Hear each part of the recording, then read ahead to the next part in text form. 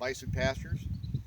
Spring turnout is always kind of a tricky time of the year to begin, to know when to begin grazing, how much to graze, and when to move your livestock. This field we're in right now, with all of these cold nights we're getting, the grass grows and then it stops and grows and stops. But you can see by the height of my boot, we've got grass now that's approaching 10, 12 inches tall. This is a cool season grass pasture. In this pasture we have bluegrass, we've got orchard grass, we've got tall fescue. If you look over here, we've got some red clover, and there'll be white clover come up in here. But this is a cool season grass legume pasture. What we want to do here in the spring of the year, it's very important that you do not overgraze. Keep in mind we are working to collect solar energy.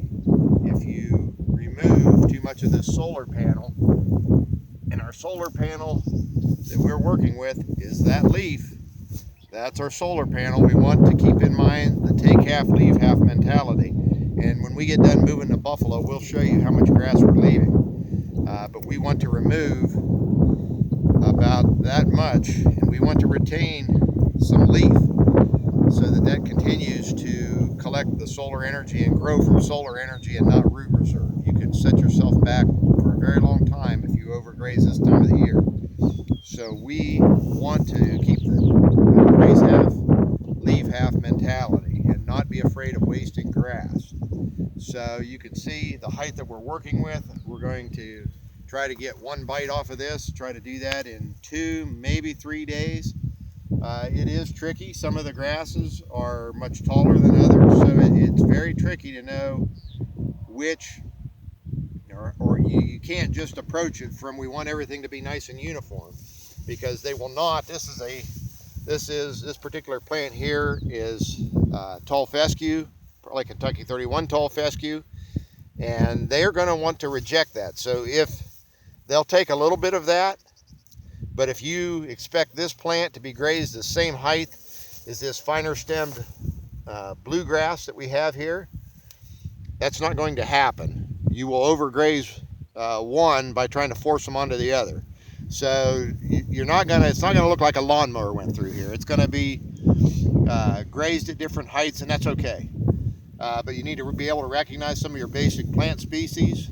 You need to be able to recognize your tall fescue, your Kentucky 31 tall fescue, your Kentucky bluegrass. If I look around here, we'll find some orchard grass. There's a little bit of quackgrass in here. There's a mixture of all different kinds of grasses, so you need to be able to recognize the basic grasses. And don't expect your livestock to take everything nice and uniform like a lawnmower. They're not lawnmowers.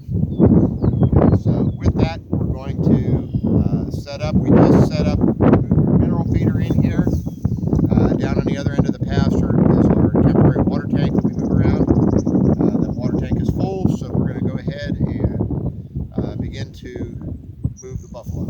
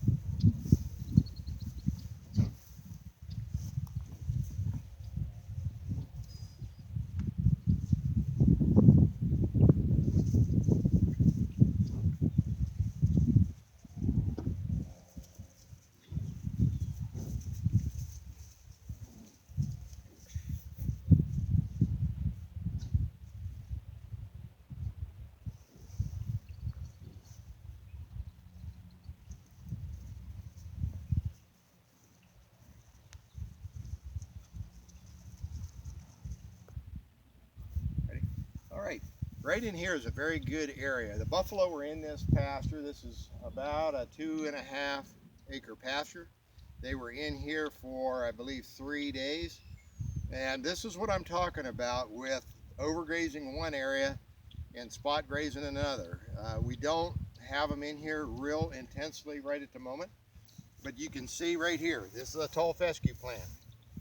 Again, they took half of that. Some of this, they didn't take any of it, but if I leave them in here any longer than this, they continue to overgraze. The bluegrass can take that. Bluegrass is one of the grasses that can take a little bit lower to the ground type grazing.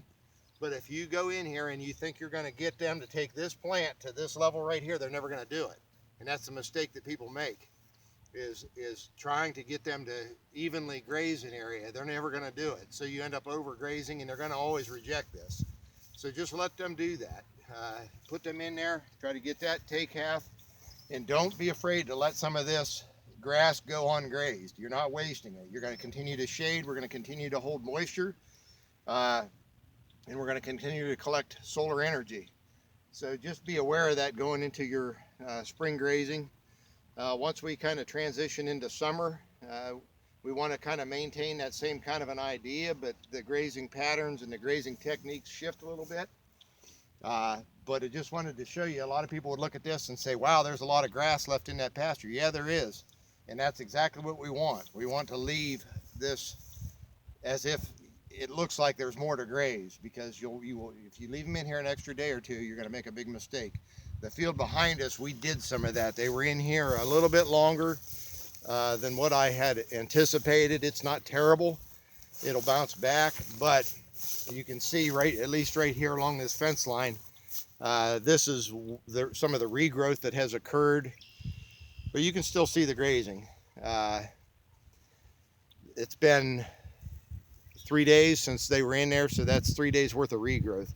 Some of these areas were grazed a little tighter than I would have liked, but this season has been tricky with these cold days and cold nights, and lack of sunshine. So we're just trying, like everybody else, to eke through and get these animals onto pasture and onto grass. But the take-home message of this spring grazing is keep these animals moving quickly, take half, don't overgraze.